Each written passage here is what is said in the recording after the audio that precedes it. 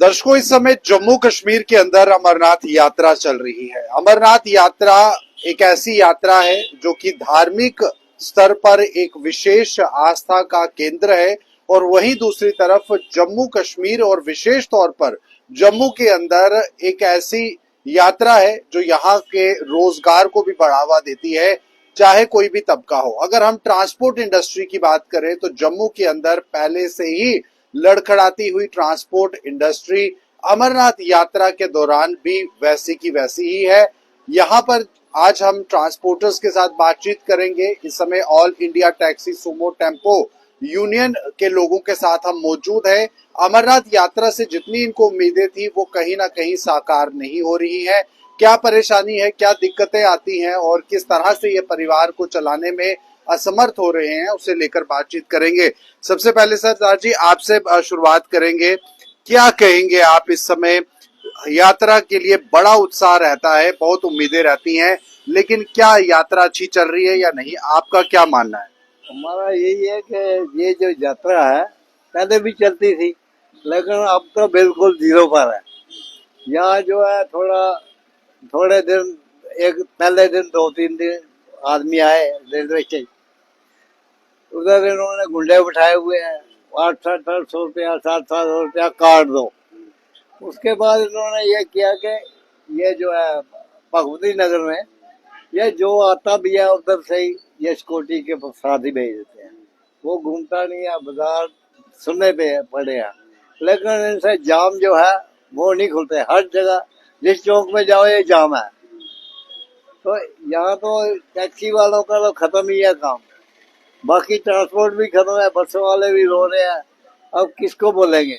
दफ्तर में जाते हैं तो कोई अफसर काम नहीं करता है, क्योंकि एलजी साहब कहते हैं कि मेरे पास पुलिस है, और पुलिस में तो आईएएस अफसर भी आते हैं ना, केएस भी आते हैं, वो तो आपके हाथ में है। बाकी स्टेट वालों के पास जाते हैं, वो कहते हैं महाराज हमारे पास पावर ही कुछ नहीं है। अब ये जो है दोनों की लड़ाई में पावर जो है पब्लिक को थोड़ी इस्तेमाल करनी है। पब्लिक को तो जो अफसर लगेगा वही गाइड करेगा। ट्रांसपोर्ट कमीशन के दफ्तर जाओ तो बोलते हैं वो सिग्नल घूम रहा है, इधर उनको कोर्ट तक बोलती है कि इधर आओ पेश हो, जाता ही नहीं है वो। और जो है बड़े बुरे हालात है जम्मू के खासकर, और जो यात्रु आता है वो इधर से ही पैक हो जाता है 6 बजे। 6 बजे के जब अभी जाएंगे आप, आपको अंदर रख लेंगे, उधर ही गाड़ियां चला जाती हैं, लेकिन गाड़ियों की हालात भी खराब है। वो जब उनको मजदूरी नहीं मिलेगी तो क्यों जाएंगे? तो इसलिए ये जो है ये तो हालात बहुत खराब हो गए हैं, इसलिए कि अब हम दो का मजबूर है, किस्तें देनी है, गाड़ी का टैक्स देना है, परमिट अभी पहले 10,000 था अब 2 लाख है, तो वो कौन इतनी बर्दाश्त करे? तो पैसा बहुत लगता है। आप क्या गाड़ी चलाते हैं? आपका क्या नाम है और क्या दिक्कतें आपको महसूस हो रही है? यात्रा से उम्मीदें थी या नहीं? सर, हम यात्रा से हमें बहुत सारी उम्मीदें थी, लेकिन पहलगाम के बाद जो यहाँ पे हालात हैं बहुत बुरे हालात हैं। ड्राइवर जो हम लोग ड्राइवर है, मेरा नाम सरजीत सिंह है, मैं गाड़ी चलाता हूँ, ड्राइवर हूँ मैं गाड़ी का, लेकिन हमें बच्चे जो परिवार पालना बहुत मुश्किल हो गया है।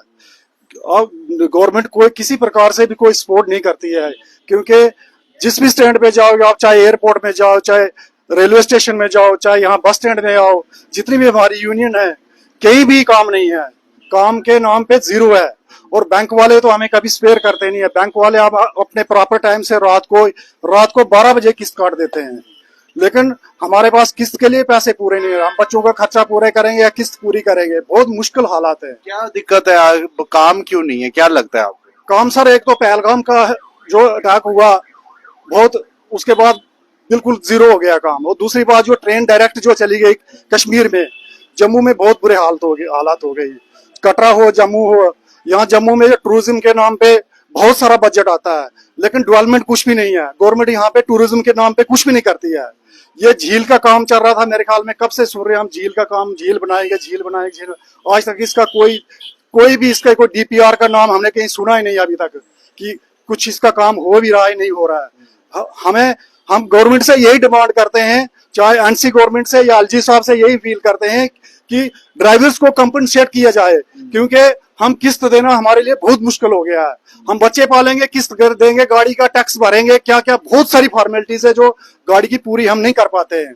और किस्त बैंक वाले अगर हमें माफ नहीं कर सकते, कम से कम आगे करो जब तक काम नहीं चला।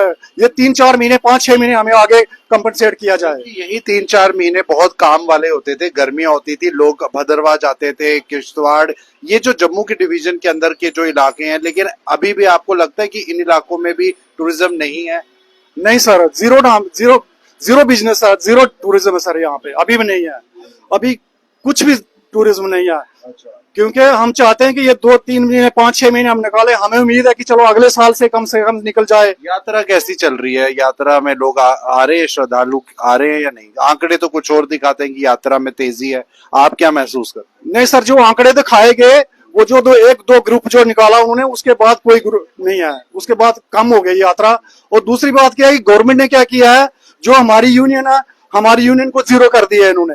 गवर्नमेंट के पास क्या क्या भी कमी पैसे की, उनको तो अपनी बस से लगाने की जरूरत नहीं है। उन्होंने अपनी बस से लगाई और अपनी बस से डायरेक्ट वहां जाके यात्री को पैक करते और वहां से सिक्योरिटी के साथ। ठीक है, सिक्योरिटी इंपॉर्टेंट है यात्री के, लेकिन हमारी जो हालत खराब कर दी उन्होंने, तो वो बहुत बुरी हालात है। अभी तो जम्मू के अंदर और भी नई ई बसेस आ रही हैं, आप क्या समझते हैं? पहले भी आ चुकी हैं 100 और जम्मू, 100 और कश्मीर के लिए आ रही हैं। ऐसे में परमिट भी आप लोगों के बहुत महंगे कर दिए हैं, कैसे काम चलेगा? सर बहुत मुश्किल है। हमें परमिट और सारी चीजें देख के गवर्नमेंट को देखना चाहिए कि सबको ई बसेस निकाली हैं, लोकल जो चलती हैं, चलो बड़ी ब्राह्मणा वगैरह लोग, हमें उसको कोई परेशानी नहीं है। लेकिन अगर टूरिज्म पे अगर आप बसें लगाएंगे, आप ई बसेस, हम लोग कहाँ जाएंगे?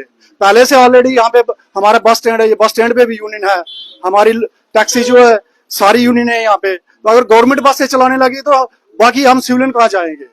गवर्नमेंट को जरूरत ही नहीं बस चलाने की। स्टैंड इनका कोई नहीं है, बस स्टैंड बिल्कुल कोई कागजों पत्रों में नहीं है। ये था, ये पार्किंग बन गई है। अब ऊपर बनाया उन्होंने ISBT, वहाँ कोई इंतजाम नहीं, वहां जाके देख लो क्या बना है। सिर्फ ये है कि बस अपना कोर्ट का ऑर्डर आता है तो कुछ थोड़ा बहुत हिलते हैं, बाकी ये आपने देख ला कि 2-2 बार ये मरम्मत होगी, तो ये पैसा किसका गया इसका? अब जो गवर्नमेंट आई है एनसी मान के, उसको जो पावर ही कोई नहीं है, पैसा नहीं मिलेगा तो वो कहाँ लाएगी, कहाँ से लाएगी वो? अब उनके अफसरों के पास जाते हैं, वो कहते हैं ये पावर नहीं है। SG बोल रहा है मेरे पास पावर नहीं है, पावर किसके पास है? लोग पावर को लेकर भी बड़ी चिंता है। सर आप इस तरफ आ जाए थोड़ा सा, क्या कहेंगे आप? बैकबोन होती है ट्रांसपोर्ट इंडस्ट्री किसी भी जगह की, जम्मू के अंदर भी पहले ही बिजनेस इंडस्ट्री काफी ज्यादा नीचे है। ऐसे में इस यात्रा के दौरान आपको जो उम्मीदें थी, क्या वो पूरी हो पा रही है या अभी भी बहुत कमियां है? सर हमारे तो अभी कोई भी उम्मीद नहीं रही है, क्योंकि यात्रा में अब 15 दिन हो गए हैं आज। 15 दिन में बिल्कुल किसी गाड़ी ने एक फेरा लगाया होगा, कोई दूसरा फेरा लगाया होगा किसी और ने, खुशकिस्मत होगा, नहीं तो सभी गाड़ियां ऐसे खड़ी हैं। 15-15 दिन हो गए यहाँ पे गाड़ियां खड़ी हैं, इनकी पार्किंग ही पूरी नहीं हो रही है। तो पहले तो जब सवारी आती थी पिछली बारी, तो हम जब भी यात्रा देखते थे यहाँ पे रघुनाथ मंदिर में पैर रखने की जगह नहीं होती थी कि इतना रश होता था।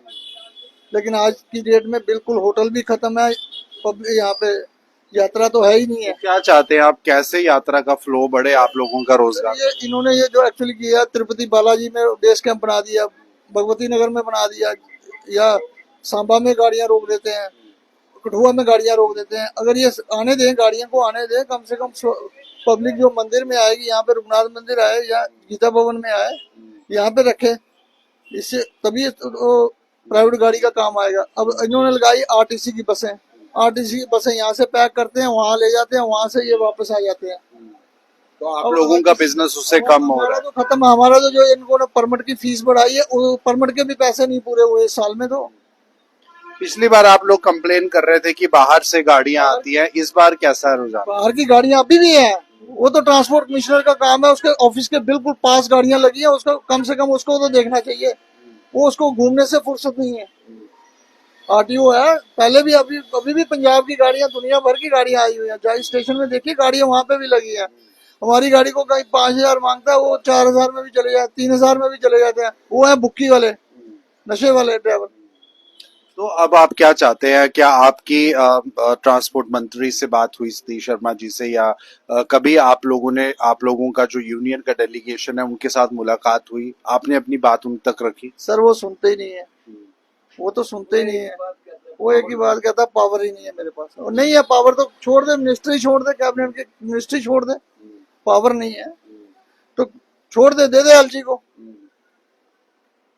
ठीक है, तो दर्शकों जाहिर सी बात है, क्योंकि कारोबारी लोग हैं ये, ट्रांसपोर्ट से अपना घर परिवार चलाते हैं, और ऐसे में सरकार और उपराज्यपाल प्रशासन के बीच में जो तालमेल की कमी है उसका असर तो खैर जम्मू के अंदर या जम्मू कश्मीर के अंदर व्यापारी तबके को, हर स्तर के व्यापारी तबके को देखने को मिलता है। लेकिन इस बीच जब ये यात्रा शुरू हुई है और गर्मियों का सीजन है, पहले ही पहलगाम आतंकी हमले के बाद जम्मू कश्मीर के व्यापार पर और टूरिज्म पर सबसे ज्यादा चोट आई है, तो ऐसे में इस यात्रा को एक सक्सेसफुल यात्रा बनाने के मकसद से, चाहे एक तरफ यात्रीगण दर्शन भी करें और दूसरी तरफ यहाँ का जम्मू का रोजगार भी बढ़े, इसके लिए बड़े प्रयास होने की जरूरत है। लेकिन फिलहाल जो इन ट्रांसपोर्टर्स के हाथ लगी है वो निराशा है। आपका क्या मानना है, कैसे इसको बेहतर बनाया जा सकता है, इस तरीके को, इस प्रणाली को, जिससे इन लोगों का रोजगार चल सके, घर परिवार चल सके? क्योंकि महंगाई के दौर में बहुत मुश्किल है घर परिवार को चलाना। फिलहाल ये थी खास बातचीत, आप बन रहे नवभारत के साथ।